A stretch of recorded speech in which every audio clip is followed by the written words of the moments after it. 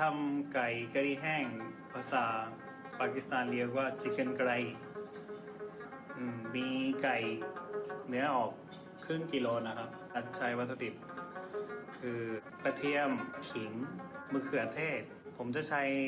เนยแท้นะครับแทนน้ำมันจะอร่อยมากโยเกิร์ตเทอร์เมริกพริกไทยดำกะรัมมัสลาปาปริก้าพริกป่นเกลือผักชีเวลาจัดจานจะโรยผักชีแล้วก็ขิงนะครับโอเคตอนที่จะหั่นไก่เป็นชิ้นๆนะครับเป็นแบบนี้นะครับ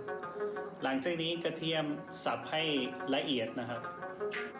เสร็จแล้วนะครับนี้มะเขือเทศนะครับหั่นเป็นลูกเต๋านะครับ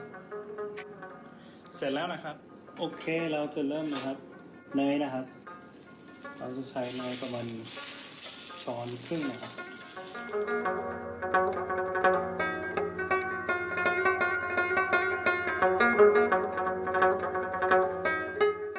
ดีกระเทียมกับขิงที่ซอยแล้ว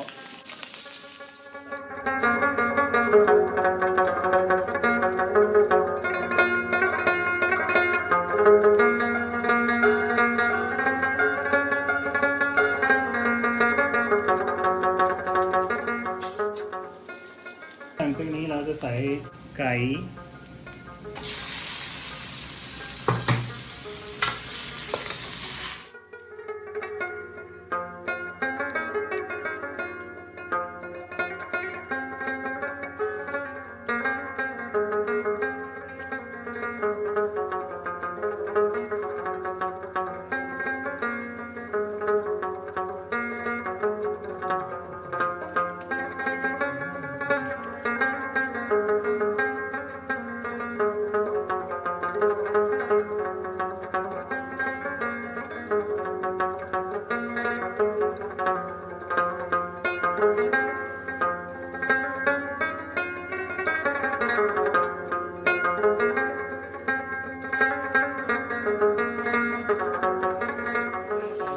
เราจะเริ่มใส่เครื่องเทศนะครับผงขมิ้นจะ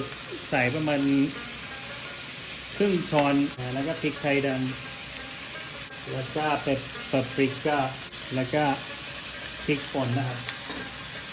ปริมาณเท่ากันนะครับครึ่งช้อนชาแล้วแต่คุณจะชอบเผ็ดเท่าไหร่ใส่หรือเติมพริกได้เท่านั้นนะครับทีนี้จะเริ่มติดกระทะแล้วเราจะใส่น้ำนิดนึง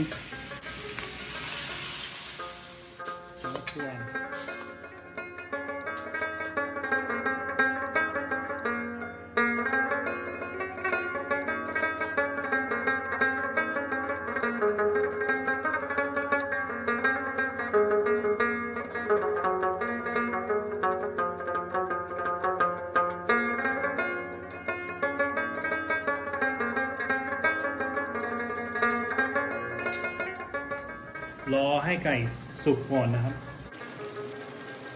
เช็คบ้างนะครับอย่าให้ติดกระทะ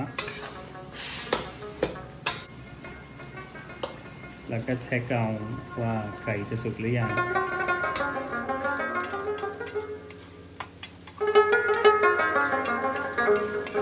น้ำกำลังจะแห้งแล้วหลังจากนี้เราจะใส่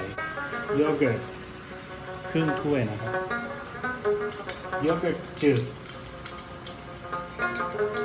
โยเกิร์ตเปรี้ยวนะครับไม่ใช่หวาน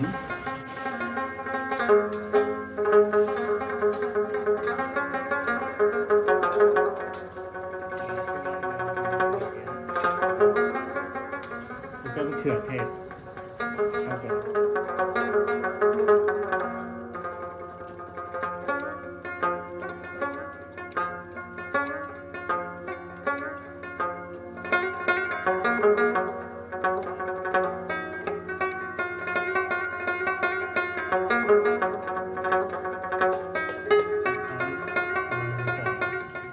กะรัมมัสลาประมาณ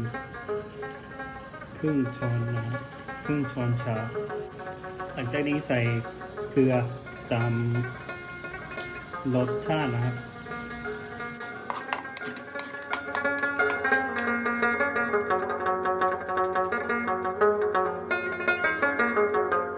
แ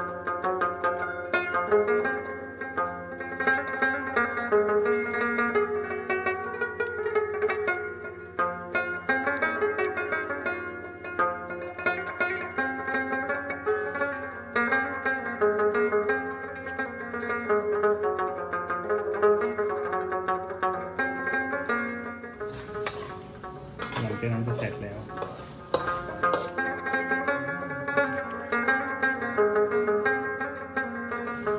ให้เครื่องเทศกับน้ำมันแยกนะครับ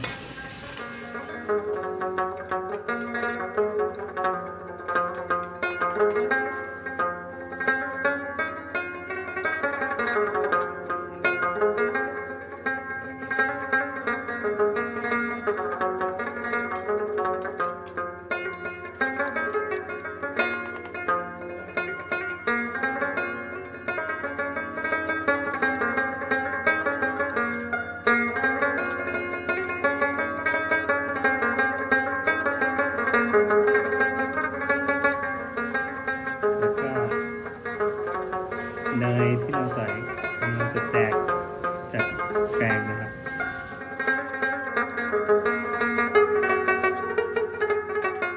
สุดท้ายเราจะใส่ผักชีครับ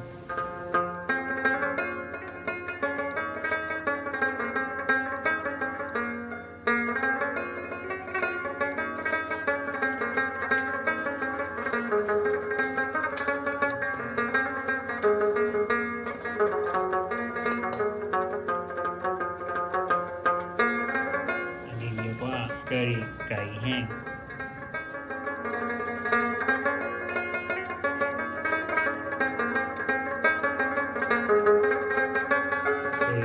ไก่กะหรี่แห้งของเราเสร็จแล้วนะครับขิงผมจะ